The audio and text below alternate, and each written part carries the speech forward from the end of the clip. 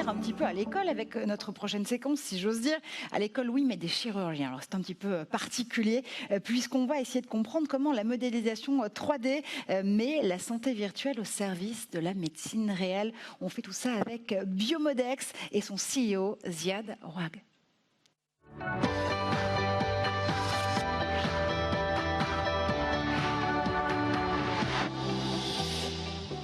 Bonjour Ziad. Bonjour. Merci d'être avec nous. Je sais que vous revenez littéralement, vous descendez de l'avion. Là, vous étiez encore aux États-Unis il y a quelques heures parce que Biomodex, c'est une société qui fonctionne très très bien, qui marche très fort, notamment sur le marché américain. On va y revenir. Mais d'abord, Biomodex, c'est une aventure qui est assez particulière. Comment est-ce que l'idée même de l'impression d'organes, d'entraînement pour les chirurgiens est venue et s'est imposée comme une évidence ? Voilà, oui, effectivement, je descends d'avion il y a à peine quelques heures. Je vis entre les États-Unis et la France. Donc, effectivement, Biomodex a été fondé il y a quelques années avec l'idée de fournir aux médecins, certaines spécialisations, des produits et des solutions qui peuvent leur permettre de soit se former sur des procédures complexes, soit de préparer des cas très complexes. Donc, les modèles qui existaient aujourd'hui n'étaient pas adéquats. On en parlera un peu plus tard. Et donc Biomodex a utilisé ce qu'on appelle le 3D print comme base avec de l'imagerie pour développer ce type de modèle.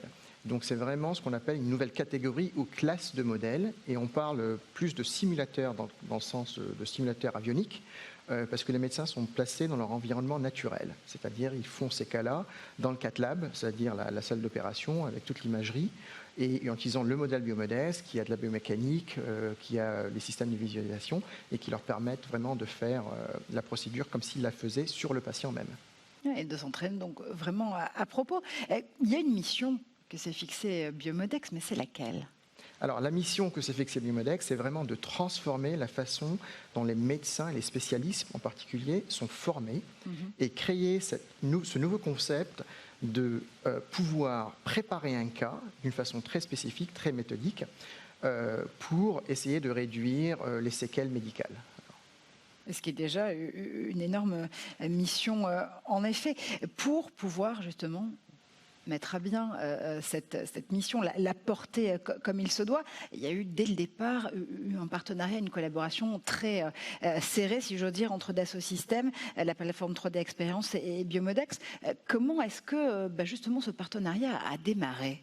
Alors, le partenariat a démarré au départ, c'était Siddhartha Raju qui était l'un des fondateurs de la compagnie, c'était le CTO de la compagnie à la base. Il y a eu un certain nombre de communications avec Dassault et nous avions besoin vraiment d'une plateforme qui nous permettait de faire du CAD, premièrement, et aussi faire ce qu'on appelle du FIA, c'est-à-dire la biomécanique, développer des modèles avec des algorithmes biomécaniques. Donc, c'était les deux fonctions principales. Donc, Dassault arrive et Dassault nous a proposé effectivement une sorte d'incubation, des licences gratuites, etc., sans lesquelles on ne pourrait pas faire ce qu'on fait aujourd'hui. Donc au départ, effectivement, il y avait un deal qui était très intéressant pour la compagnie, donc le côté incubation avec Dassault. Éventuellement, bien sûr, on a grandi et aujourd'hui, on peut se permettre les licences Dassault en tant que compagnie et on sommes en pleine croissance. Donc c'était vraiment une sorte de partenariat à la base. Comment est-ce qu'on peut utiliser les logiciels Dassault, les appliquer dans notre domaine qui est très spécifique. On n'est pas vraiment du tech, on est vraiment du medtech qui est très différent. Et dès le départ, donc on a adopté Katia V6 aujourd'hui, donc on est vraiment à la pointe de l'utilisation des logiciels Dassault.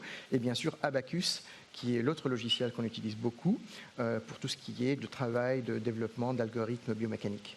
Puis ce qui est intéressant, c'est qu'on voit vraiment que Biomodex a été accompagné du projet, du départ de l'idée jusqu'aujourd'hui à sa phase, j'allais dire quasiment d'hypercroissance, parce que c'est vrai que vous apprêtez à aller attaquer un certain nombre de marchés, l'Australie si j'ai bien compris, la Chine aussi bientôt, et tout ça, vous avez pu opérer cette croissance et du coup aussi faire grandir vos solutions et vos produits avec les solutions Dassault Systèmes. Vous n'êtes pas venu les mains vides, parce que vous êtes aussi venu avec plein d'exemples concrets justement d'applications des produits Biomodex. On va en regarder un certain nombre en vidéo et puis on revient en détail ensuite dessus.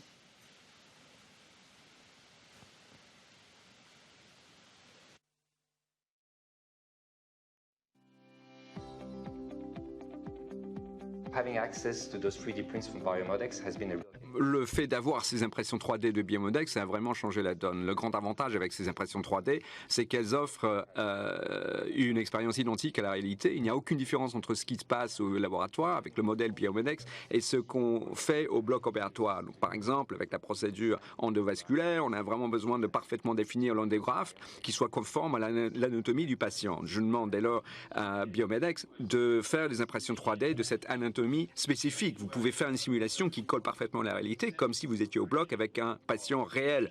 On a strictement les mêmes conditions, température, radiologie, système d'administration et résistance des tissus. Ce modèle est un gain réel pour les internes et les PH. Les jeunes peuvent faire les mêmes interventions qu'au bloc, jadis impossible en raison de leur jeunesse. Pour les jeunes, par voie de conséquence, ils ont une réelle opportunité de progresser dans leur pratique chirurgicale. Ce produit innovateur change vraiment la donne.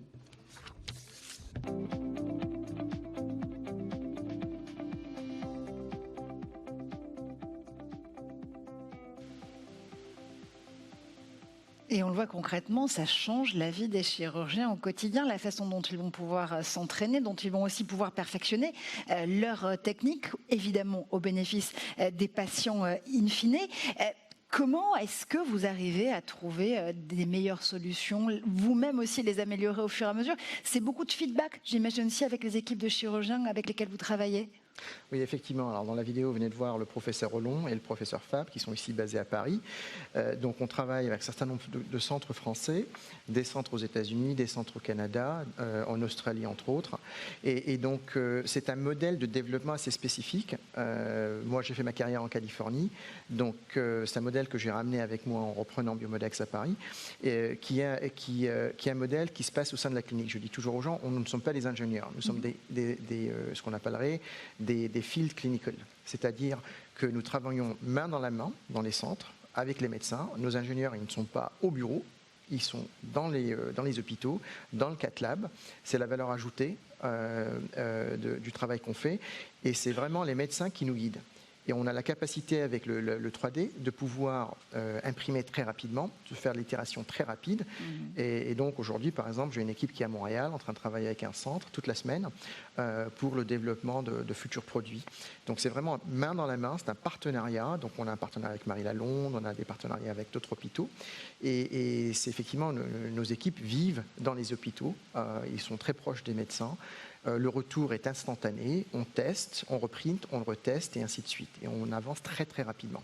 Et le fait d'être justement embedded, si j'ose dire, avec les médecins, ça change aussi la donne. Et comment est-ce que ça a changé au moment du plus gros de la crise du Covid, quand les hôpitaux étaient surchargés? Comment est-ce que vos équipes ont pu accompagner les chirurgiens à ce moment-là? Est-ce que d'abord le travail était possible, ou est-ce qu'il a dû vous avez dû vous-même vous replier sur des solutions, peut-être en cloud, pour qu'elles soient plus collaboratives et plus simples d'utilisation pour l'ensemble de vos équipes? Comment cette période vous avez navigué, en très mauvais franglais?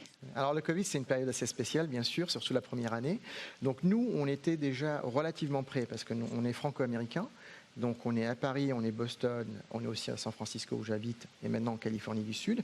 Donc dès le départ, nous avions des systèmes qui nous permettaient de communiquer sur 9 fuseaux horaires.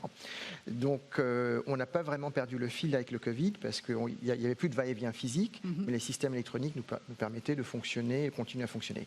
Par rapport aux hôpitaux, alors on a joué des deux côtés, parce que quand le nombre de patients intubés, etc., augmentait en France, il baissait aux États-Unis, dépendant des régions.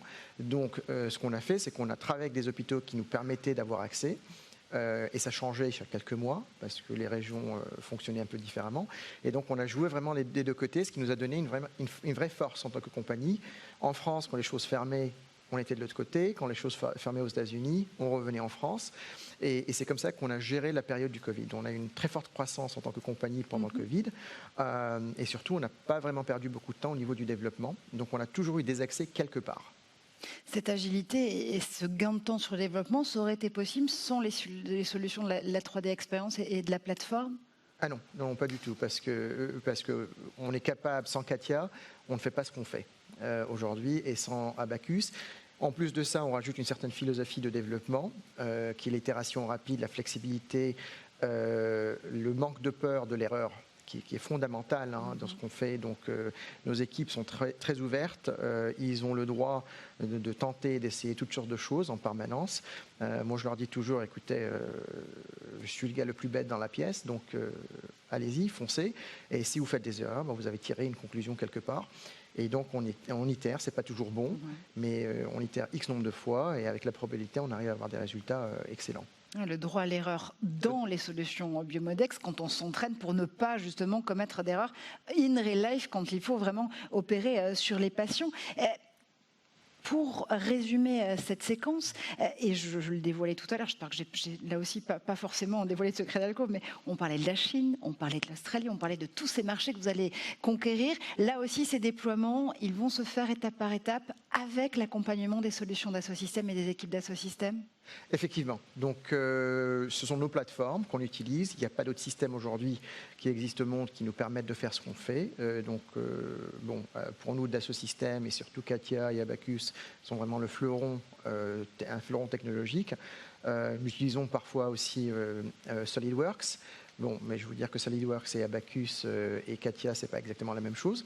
Donc, effectivement, pour nous, on va se lancer sur d'autres marchés. On a une demande. Et ça veut dire plus de monde capable de gérer ce type de logiciel, plus de licences et ainsi de suite. Mais c'est vraiment notre plateforme de base. Et ce qui est intéressant au moment dans cette avance, c'est qu'on voit bien l'agilité et la façon dont on peut justement grandir soi-même en tant que taille d'entreprise avec ces solutions qui permettent justement de s'adapter à chaque étape de la croissance. Bravo encore une fois pour Biomodex, bravo pour l'univers des possibles que vous offrez en quelque sorte aux chirurgiens qui peuvent du coup tester encore une fois, mettre au point leur technique de chirurgie avant de pouvoir sauver la vie de très nombreux patients. Et puis bravo pour la navigation de ce temps de Covid qui évidemment est une grande préoccupation pour toutes et pour tous. Merci infiniment Ziad d'avoir fait un tour par le plateau du 3D Experience Forum juste en descendant de l'avion, et puis bon retour aux États-Unis à vous puisque maintenant dans 2 semaines de faire les retours. Merci encore. Merci beaucoup. Je vous laisse redescendre de scène. Oui.